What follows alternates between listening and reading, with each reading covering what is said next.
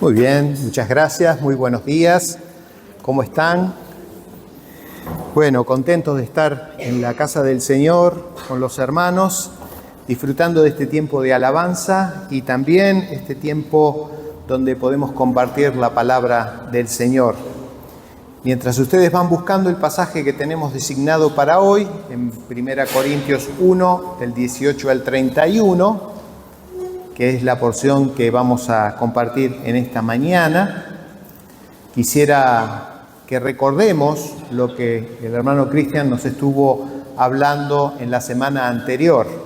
Recuerdan que comenzamos Corintios hace 3 semanas, ¿sí? Luego de una introducción que nos diera el pastor Javier, y hablamos acerca de los diferentes temas y diferentes problemas que llegaron a oídos del apóstol Pablo y que el apóstol Pablo inmediatamente, sin dejar pasar mucho tiempo,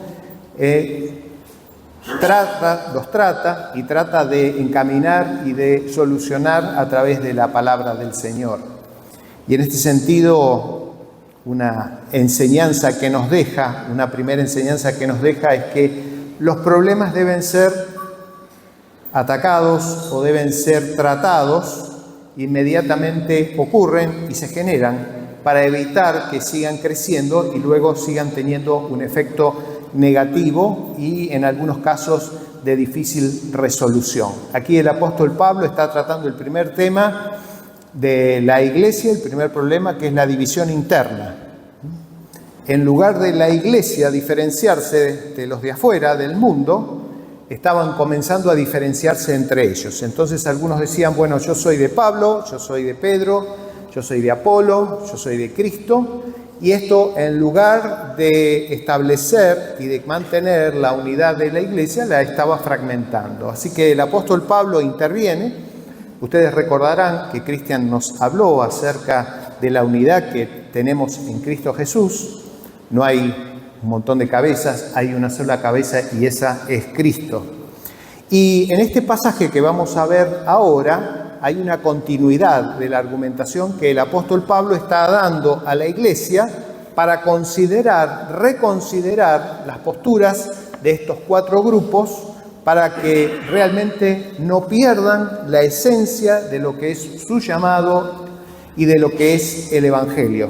Así que vamos a leer entonces este pasaje que es largo, pero que con la ayuda del Señor en esta mañana vamos a tratar de tocar los puntos esenciales y después, por supuesto, como siempre digo, les queda tarea para el hogar, durante la semana, releer el pasaje, buscar distintas versiones.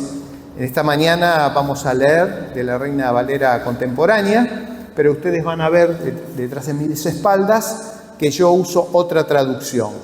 Y esto es para enriquecer, como en esta mañana Evi tocó la nueva versión internacional. Todas estas versiones, siempre y cuando estén encuadradas en correctas traducciones, nos ayudan a enriquecer nuestra comprensión de la palabra del Señor. Dice así, 1 Corintios 1:18, el mensaje de la cruz es ciertamente una locura para los que se pierden, pero para los que se salvan, es decir, para nosotros, es poder de Dios, pues está escrito, destruiré la sabiduría de los sabios y desecharé la inteligencia de los inteligentes. ¿Dónde está el sabio? ¿Dónde está el escriba? ¿Dónde está el que escudriña estos tiempos? ¿Acaso no ha hecho Dios enloquecer a la sabiduría de este mundo? Porque Dios no permitió que el mundo lo conociera mediante la sabiduría, sino que dispuso salvar a los creyentes por la locura de la predicación. Los judíos piden señales y los griegos van tras la sabiduría, pero nosotros predicamos a Cristo crucificado, que para los judíos es ciertamente un tropezadero y para los no judíos una locura. Pero para los llamados, tanto judíos como griegos, Cristo es poder de Dios y sabiduría de Dios. porque lo insensato de Dios es más sabio que los hombres, y lo débil de Dios es más fuerte que los hombres. Consideren, hermanos, su llamamiento. No muchos de ustedes son sabios según los criterios humanos, ni son muchos los poderosos, ni muchos los nobles, sino que Dios eligió lo necio del mundo para avergonzar a los sabios, y lo débil del mundo para avergonzar a lo fuerte. También Dios escogió lo vil del mundo y lo menospreciado, y lo que no es, para deshacer lo que es, a fin de que nadie pueda jactarse en su presencia. Pero gracias a Dios, ustedes ahora son de Cristo, a quien Dios ha constituido como nuestra sabiduría, nuestra justificación, nuestra santificación y nuestra redención, para que se cumpla lo que está escrito: el que se gloríe en el Señor. Hermoso pasaje que la palabra de Dios tiene para nosotros en esta mañana, y quisiera compartir con ustedes lo que se denomina la locura de la cruz.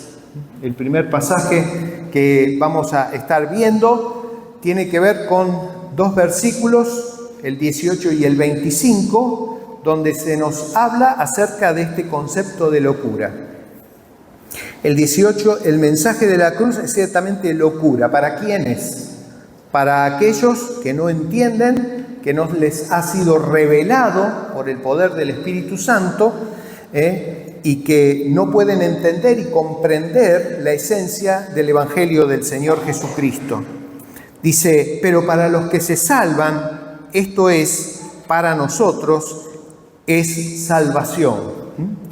La primera cosa que queremos ver aquí es que la sabiduría de la cruz es locura para el mundo. Y esto tiene que ver con la claridad como la palabra de Dios presenta el anuncio del Evangelio del Señor Jesucristo. El Señor nos dice en su palabra que somos pecadores y que estamos destituidos de su gloria. Nos dice que nuestro futuro no es una eternidad con Él, sino una eternidad sin Él, el infierno, la separación eterna de nuestro Dios. Pero Dios, viendo esta condición y la imposibilidad humana de salvarse por sí mismo, envió a su Hijo amado. Esta es la esencia del Evangelio, y nos dice para que todo aquel que en Él crea en Él no tenga perdición, sino que tenga vida eterna. Si ustedes siguen la lectura de estos dos pasajes que aparecen aquí, voy a ver si puedo... Uy, qué duro que está. Pero no hacer lío. Fíjense ustedes, esta es la nueva traducción viviente. La palabra que usa por locura. Dice, el mensaje de la cruz es una ridiculez para los que van rumbo a la destrucción. Pero para nosotros, que vamos en camino a la salvación, sabemos que es el poder mismo de Dios. El concepto que tenían las personas que no entendían el Evangelio era que el anuncio del Evangelio era una cosa ridícula, una cosa sin sentido. Más en un contexto griego, donde el concepto de sabiduría o el concepto de comprensión de las cosas no importan si eran verdaderas o falsas. Lo importante era discutir sobre cosas, y era el deporte que tenían así los griegos. De esta manera, entonces, ellos consideraban, al escuchar el Evangelio de Jesucristo, pensaban que era una locura. Ya le había pasado, nos cuenta Hechos 17, al apóstol Pablo, la experiencia que tuvo en Atenas cuando predicó, habló acerca del Señor en el Areópago. ¿Se acuerdan? Ese lugar donde había un montón de altares a distintos dioses. Los griegos tenían un montón de dioses. El dios mayor era Zeus, ¿sí? Pero había un altar donde no había ninguna estatua, ningún símbolo, ni nada. Era al dios no conocido. Por si se olvidaban de algún dios y para que no se ofendieran, entonces habían hecho un altar al dios no conocido. Pablo comienza a predicar allí sobre el Dios que él conoce y que quiere transmitirles. Y vemos el rechazo de la gente. Muy pocos llegan a entender el Evangelio. El Señor abre su entendimiento para que puedan creer y puedan ser salvos. Así que esa experiencia que el apóstol Pablo tuvo en Atenas le sirvió muchísimo cuando tuvo que ir a Corinto. Dice que él fue con temor y con temblor para predicar el Evangelio y a Cristo crucificado, de tal manera que la cruz de Cristo no sea una cosa vana, ¿sí? Cristian nos hablaba el domingo pasado acerca del vaciamiento del mensaje de la cruz.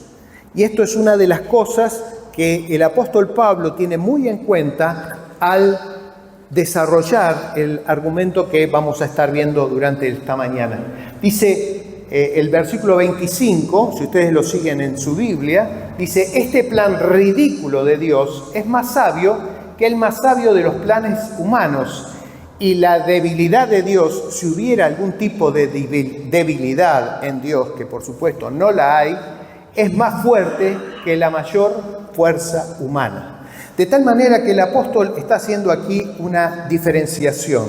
¿Y por qué lo hace? Porque Pablo es consciente de cómo las personas en ese contexto y en esa cultura pensaban. Sabía que alrededor de 50 escuelas filosóficas coexistían en Grecia en ese momento. Uno podía elegir el pensamiento que quería adoptar de acuerdo a su conveniencia y de acuerdo a su moral. El apóstol Pablo está viendo como un riesgo que el Evangelio de Jesucristo se convierta en una de esas escuelas filosóficas, donde la gente se adhiere de acuerdo a su conveniencia y a su parecer. Aquí está mostrando una diferenciación clave. El Evangelio de Jesucristo es diferente a todo lo conocido, todo lo convencional y todo lo que puede surgir de la mente humana. Las escuelas de filosofía eran especulativas. El Evangelio del Señor Jesucristo es poder revelado de Dios para salvación a todo aquel que cree. Entonces, aquí el apóstol Pablo está haciendo una diferenciación marcada acerca de lo que es la sabiduría de la cruz, la sabiduría de Dios y la locura del mundo de pretender desconocer, de pretender obviar, descartar lo que procede de Dios. Y esto nos ayuda a pensar que muchas veces, por una cuestión de apego, de estar en un contexto donde somos bombardeados las 24 horas del día por distinta información, por distintas modas, por la cultura que nos rodea, de que muchas veces podemos llegar nosotros, cristianos, que creemos en el Señor Jesucristo, a relativizar el efecto y el poder del Evangelio. Y a pensar que, bueno, en este mundo donde todo es relativo, donde nada es absoluto, lo cual es mentira, porque si bien hay muchos relativos que surgen de opiniones y de pareceres humanos, hay un absoluto que proviene de lo alto, que proviene de Dios. Muchas veces nosotros podemos llegar a suavizar o a contemporizar el Evangelio para que no suene tan crudo, tan fuerte, y para poder de alguna manera ser aceptado por otros. Sin embargo, aquí es concreto. El Evangelio es para nosotros salvación, pero para aquellos que se pierden es locura. La segunda cosa que vamos a ver, ¿sí?, tiene que ver con la sabiduría de Dios que desafía a la sabiduría humana. Del 19 al 23, no lo vamos a leer, recién lo leímos.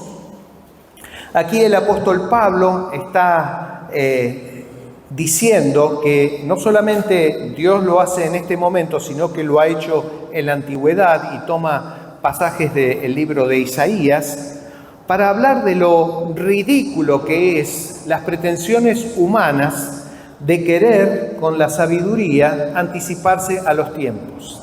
En Isaías encontramos dos pasajes que ustedes pueden encontrar al pie de 1 Corintios 1, ¿sí? Los pasajes son de Isaías 44-25, Isaías también del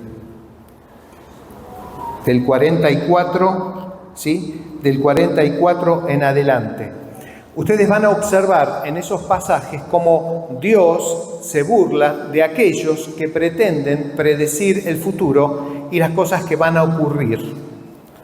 Y les dice que su sabiduría, sus pretensiones, ¿sí?, están fuera de toda realidad, porque la realidad la marca Dios y la marca a través de su palabra.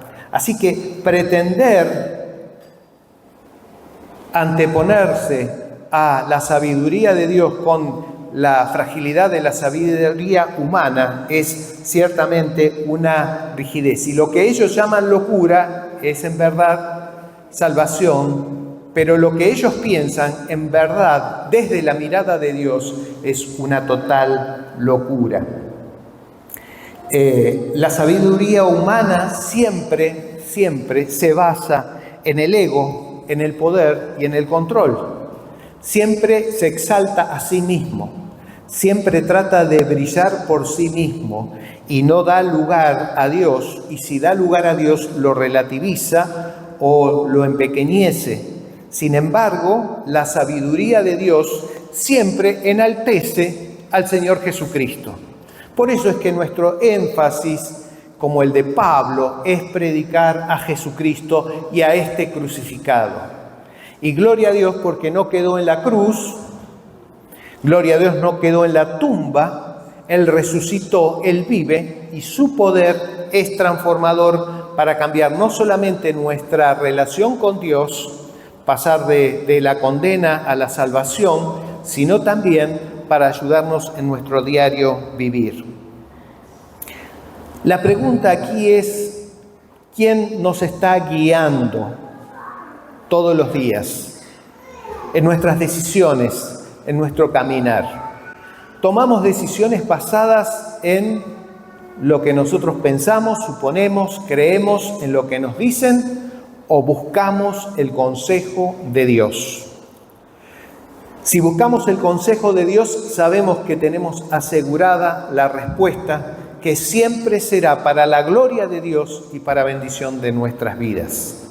Así que el pasaje que aquí se nos menciona está hablando acerca de que la única manera de conocer a Dios es a través de lo que Dios se ha revelado. El versículo 21 dice: Dios no permitió que el mundo lo conociera mediante la sabiduría humana, sino que dispuso a los creyentes salvar a los creyentes por la locura de la predicación.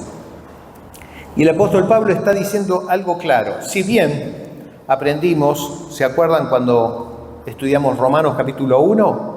Que Dios se ha manifestado su divinidad y su poder en las cosas creadas, en la naturaleza. El hombre o la mujer que se cierran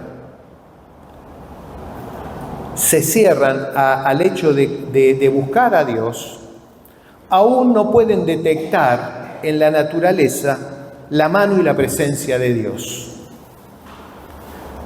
Para ellos un amanecer, un atardecer, es una condición que surge todos los días, no hay novedades, es el planeta que gira alrededor del Sol. Para el cristiano, sin embargo, es algo diferente. Cada amanecer y cada atardecer es un momento para agradecer a Dios por su bondad y su amor, por el día de vida que nos ha dado. La mente, cuando está oscurecida, no puede aún siquiera deletrear el nombre de Dios que está impreso en cada cosa creada, en la naturaleza, en todo lo que Dios ha hecho, y podemos mirar, podemos disfrutar con nuestros sentidos, y que está allí como una evidencia más de la presencia y el poder de Dios en medio nuestro. Así que jamás el hombre, ningún filósofo, Nadie, ni Sócrates, ni Platón, ni Aristóteles, por más que se hayan puesto a pensar, y tal vez Aristóteles es uno de los más prominentes de los tres, ha llegado a conocer al Dios vivo y verdadero que se manifiesta en la Biblia. Y nosotros tenemos el privilegio, hermanos, de conocerle. Por eso en esta mañana estamos aquí, estamos alabando el nombre de nuestro gran Dios y Señor Jesucristo, porque Él nos ha redimido. De tal manera que debemos entonces considerar quién guía nuestras decisiones y nuestro caminar cada día. ¿Es nuestra sabiduría o es la sabiduría de Dios? Seguimos avanzando y Pablo dice en el versículo 24, ¿sí?, que Cristo es poder y sabiduría de Dios. Ahora bien, ¿por qué Pablo enfatiza esto? Lo enfatiza más adelante y luego lo vamos a encontrar en diferentes cartas. Porque lo que es imposible para los hombres es posible para Dios.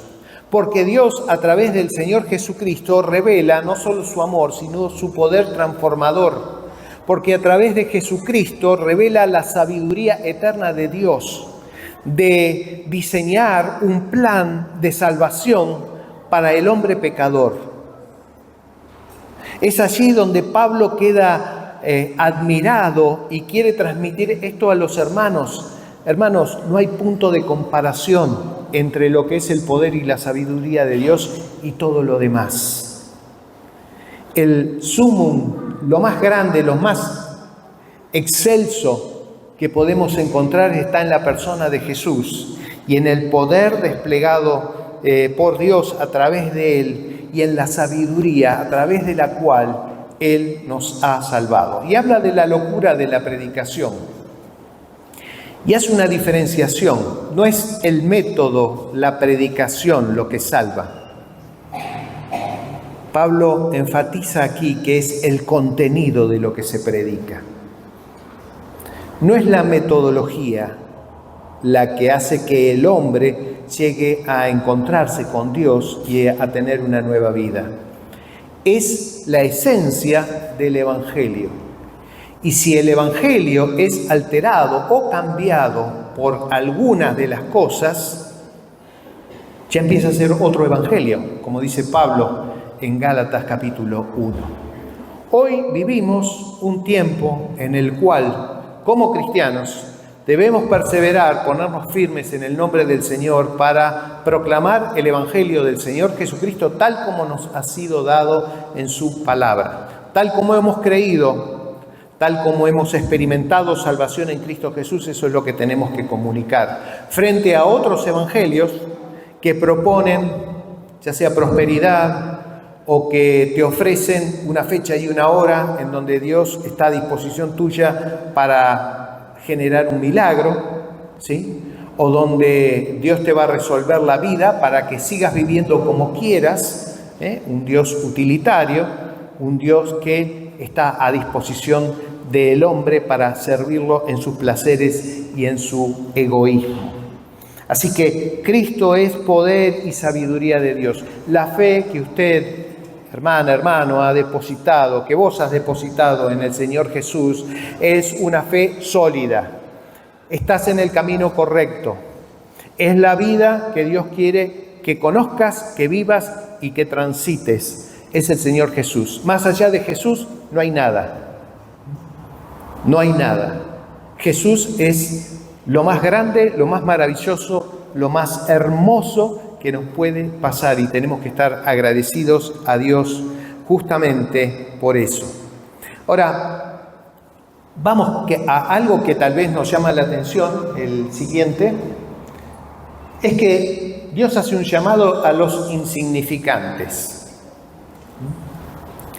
Y cuando leemos este pasaje del 26 al 28, nos preguntamos quiénes son los insignificantes.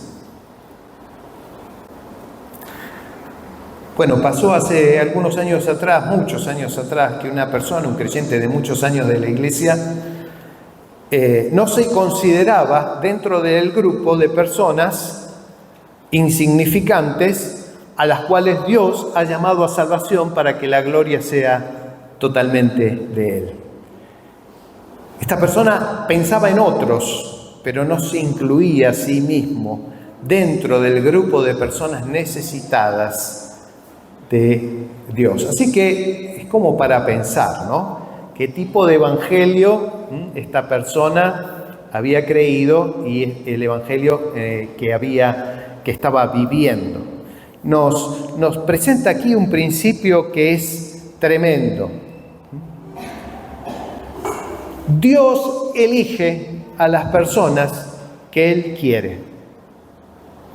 No se trata de que el más pintado, el más sabio, el que tiene mejor poder económico, el que tiene nivel social, es la persona que Dios mira en primer lugar. Si bien Dios mira a todos, pero ve a aquel necesitado, aquel que reconoce su necesidad espiritual, como Jesús mencionó en la primera bienaventuranza del Sermón del Monte. ¿Recuerda? Bienaventurados los pobres en espíritu, porque de ellos, ¿qué dice? Será el reino de los cielos. Aquellas personas que reconocemos nuestra insignificancia frente a Dios, aquellos que nos reconocemos pecadores, aquellos a los cuales el mundo no tiene en cuenta porque no nos destacamos tal vez por alguna habilidad, algún conocimiento, alguna posición social o económica, son aquellos objetos del amor y de la consideración de Dios. Y el propósito aquí es mostrar que Dios es el que elige a las personas. Si fuera por nosotros, en nuestra condición de pecadores nunca elegiríamos a Dios. Dios expone nuestra oscuridad con su luz de santidad reflejada en nuestra vida. ¿Se dan cuenta de esto? Nunca, por iniciativa propia, hubiéramos elegido a Dios. Él nos eligió por amor y nos eligió en Cristo. Y la única persona que Dios acepta tal como es al Señor Jesús. El Señor nos acepta tal como somos a pesar de lo que somos. Y porque nos ve a través de Jesucristo transformados, santificados, justificados y redimidos. Ahora, esto es un principio para mí liberador y alentador. Saber que especialmente Dios me eligió a pesar de lo que soy. Dios te eligió y te guste o no te guste, lo dice la palabra de Dios, Dios te eligió a pesar de lo que sos. Dios te eligió porque te vio a través de Jesucristo. Y cuando Dios ve a través de Jesucristo, nos ve distintos. Porque no nos ve como una obra terminada, sino que nos ve como una obra en proceso, que se va desarrollando hasta el día que estemos en la presencia de Dios y seamos perfectos como el Señor Jesús. Y decíamos, es un principio alentador, porque todos, absolutamente todos quienes reconocemos nuestra necesidad espiritual, podemos disfrutar de la compañía, de la presencia y del poder de Dios en nuestra vida. Pasamos al siguiente, la exaltación de Cristo, ¿sí? Dice aquí los versículos 29 y 30, se los leo: como resultado, nadie puede jamás jactarse en presencia de Dios. Dios los ha unido a ustedes con Cristo Jesús. Dios hizo que Él fuera la sabiduría misma para nuestro beneficio.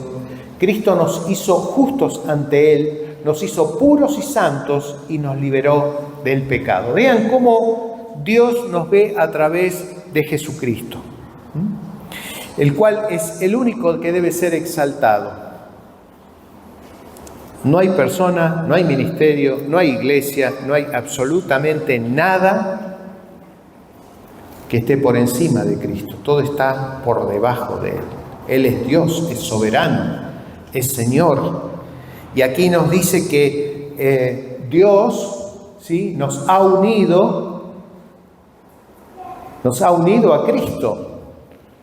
Estamos unidos, y este es el único lugar de la Escritura donde, además de otros lugares, donde se habla de la unión indisoluble con Cristo. Esto es algo que solamente Dios logra a través de la persona del Señor Jesús. Una unidad indisoluble. Nadie la puede romper, porque la estableció Dios como fundamento de nuestra vida y de su pacto para con nosotros. Así que podemos recordar y agradecer que todo lo que tenemos se lo debemos a Él, ¿sí? Qué precioso es darnos cuenta de que, aunque somos como somos, rendidos ante el Señor, la gracia de Cristo llega a nuestras vidas, empieza a transformarlo, y vean lo que dice, ¿no? En palabras de aquí, de la Reina Valera contemporánea, Jesús es nuestra justificación, nuestra santificación, ¿sí? ¿Qué más? A ver si me siguen. ¿Cómo? Redención, ¿sí? Y aquí lo expresa de esta manera. Con Cristo nos hizo justos ante Dios. Hemos sido justificados por la fe en el Señor Jesús y en su obra. No hace falta agregar absolutamente nada, ¿sí? Todo lo que surge, como las buenas obras que Dios preparó para que anduviéramos en ellas, que nos menciona Efesios 2, tiene que ver con el resultado de que ahora estamos en Cristo y que estamos viviendo una vida donde buscamos agradar a Dios y glorificar su nombre. No hacemos las cosas para sumar puntos, para que el día de mañana, cuando estemos delante de la presencia de Dios, le podamos decir a Dios: mirá todas las cosas buenas que hemos hecho. No. Eso es como poner el carro delante del caballo. Así no funciona la cosa. Así es como se ha enseñado muchas veces en otros lugares, pero cuando vamos a la palabra de Dios nos damos cuenta la realidad y el lugar de cada cosa, cómo debe ser comprendida. Y dice, nos hizo puros y santos. ¿Recuerdan cuando hablamos del capítulo 1 de 1 Corintios, que hemos sido llamados por Dios? Somos santos y hemos sido llamados por Dios a santidad. Es decir, Dios nos hace santos a través de su Hijo Jesucristo, pero nuestro caminar diario debe ser un caminar en santidad. Así que deja en claro entonces que Cristo es todo en nuestra vida. No hace falta ningún agregado más. Esto no significa que despreciemos lo bueno y lo permitido por Dios en el desarrollo de la civilización humana, en el desarrollo de las técnicas, que vivamos como los Amish, que no usan combustible, no usan autos, no usan teléfonos, viven como en el siglo XVI, ¿sí? Esto no significa eso. Tampoco no vayamos al médico, porque el médico es producto de la ciencia humana. Esto no significa rechazar todo lo que Dios ha permitido en el desarrollo de la humanidad como parte de su expresión de gracia común hacia su creación. Es una cosa diferente. Es un recurso que Dios nos ha dado en su gracia y en su misericordia para no solamente aprovechar los cristianos, sino los no cristianos y poder tener una mejor calidad de vida. Lo que estamos diciendo aquí, que en términos espirituales y en términos de vida, Jesucristo es todo, es completo. La plenitud de vida que Él vino a traernos No se encuentra en otra parte, solo en Él, solo en Jesús. Así que debemos reconocer quién llena nuestra vida, quién llena nuestros espacios, quién llena nuestro tiempo.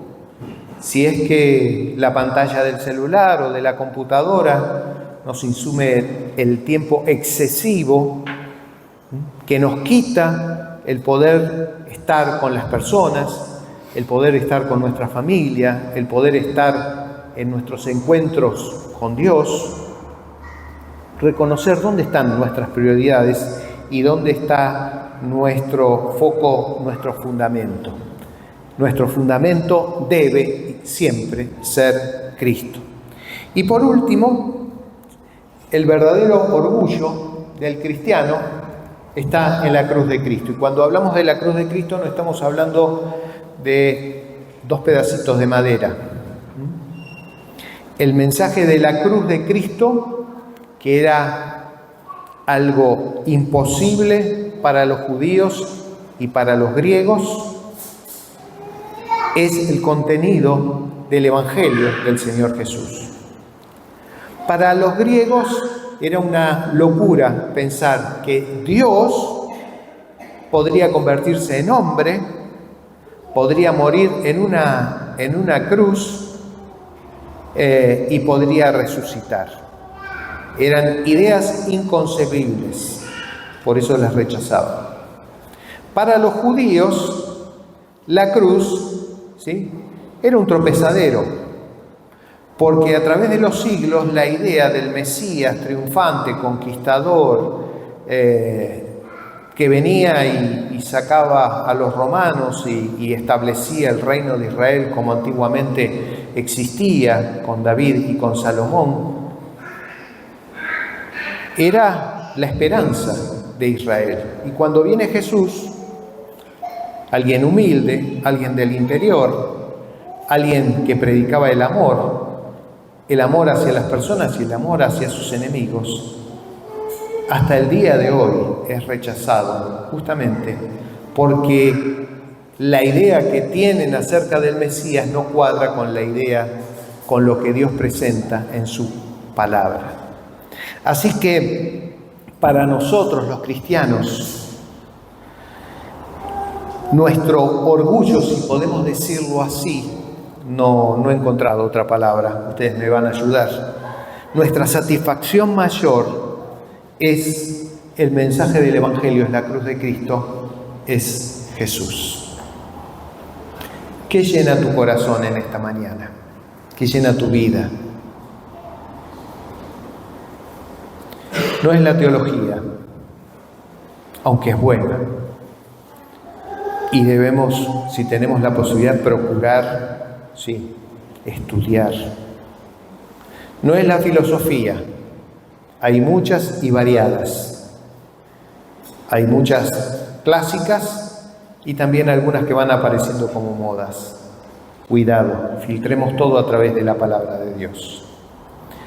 No son nuestros recursos, nuestra posición, porque hoy pueden estar y mañana no, sino que nuestra gloria es la persona del Señor Jesús. La cultura de hoy nos impulsa a glorificarnos, a tratar de mostrar lo bueno que somos, lo importante que somos, lo preparado que somos, y esto es una trampa del enemigo que quiere que centremos nuestra mirada y nuestra atención en nosotros.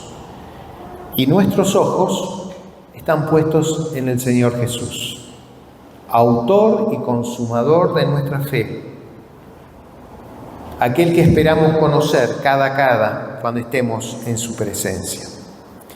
Y la pregunta para cerrar este tiempo es: ¿estamos buscando la gloria de Dios o estamos buscando nuestro reconocimiento? Que la gente nos considere, que la gente nos respete, que agrademos a la gente. Pero si buscamos eso, vamos a estar no agradando a Dios. Y tenemos que optar, o agradar a Dios o agradar a la gente. Y la verdad que agradar a la gente es un esfuerzo tremendo, porque cada uno espera de nosotros cosas distintas. Y si nos esforzamos por querer a cada uno darle algo distinto de lo que pide de nosotros, además de ser imposible, es desgastante. Ahora, si centramos nuestra mirada y nuestra atención en Jesús, en su Evangelio, entonces las cosas van a ser diferentes. Así es donde dice, hallaremos descanso para nuestras almas. Porque ya no estaremos intentando agradar a las personas, sino que buscamos agradar a nuestro Dios. Las personas cambian de opinión de un momento para otro. En cambio, la palabra de Dios es viva, eficaz y permanece para siempre. Así que, en este sentido, debemos reconocer o reconsiderar lo que significa ser sabio y aprobado a los ojos de Dios. Porque tampoco es un culto a la ignorancia, ni tampoco es una posición antiintelectual. No, de ninguna manera. Es poner las cosas en su lugar. Estudiar, prepararnos, tener un título, ir a la universidad o tener un oficio, está muy bueno. Es parte de la herramienta que necesitamos para desarrollarnos en esta vida y para poder mantenernos. Sí, pero debemos reconsiderar que la verdadera sabiduría está en el Señor Jesús. No nos dejemos encandilar por las luces del mundo, incluso de aquellos que se dicen cristianos pero que no andan conforme a la palabra de Dios. Aquellos que están predicando otro evangelio, un evangelio que apela al ego, un evangelio que apela al bienestar momentáneo, temporal de las personas, pero que los deja sin Cristo, sin cruz, sin salvación. También debemos reconocer la gracia de Dios al llamarnos a la salvación. Piense por un momento lo que sería su vida si Cristo no se hubiera revelado a su vida. ¿Dónde estaría? ¿Qué estaría haciendo? ¿Dónde estaría su futuro? Pero Cristo nos salvó, y eso es lo maravilloso. Y como Cristo nos salvó, también quiere salvarte en esta hora, si todavía no has entregado tu vida a Cristo, incondicional, sin ningún tipo de pretensión, abiertos totalmente a lo que Él disponga para nosotros. Pensá que todos nosotros íbamos camino a la condenación eterna. Pero Dios nos amó en Cristo y nos salvó. Así que toda nuestra vida gira en torno a Jesús. Por eso el apóstol Pablo pudo decir en Gálatas 2:20, con Cristo fui crucificado, morí al mundo, ya no tengo nada que ver con el mundo, y ahora vivo para Él. Y lo que ahora vivo en la carne, es decir, en esta vida, en esta existencia, lo vivo para la gloria de Dios, para aquel que me amó y se entregó a sí mismo por mí. Y por último, nuestra vida, todo lo que hacemos, todo lo que decimos, debe ser un reflejo de la gloria de Dios en nosotros. Las personas tienen que ver a Cristo en nosotros. Tienen que vernos en nuestras actitudes, en nuestras decisiones, en nuestras palabras, en la forma como nos dirigimos y tratamos a las personas. Tienen que ver a Cristo, tienen que ver la dulzura de Cristo, tienen también que ver la firmeza de Cristo. Cuando es no, y cuando es sí, es sí. Porque la verdad que al terminar esta mañana, tenemos que reconocer que todo se lo debemos a Él. Por eso les invito a escuchar esta canción mientras pensamos en nuestro corazón, para que la gloria total sea para Él. Amén.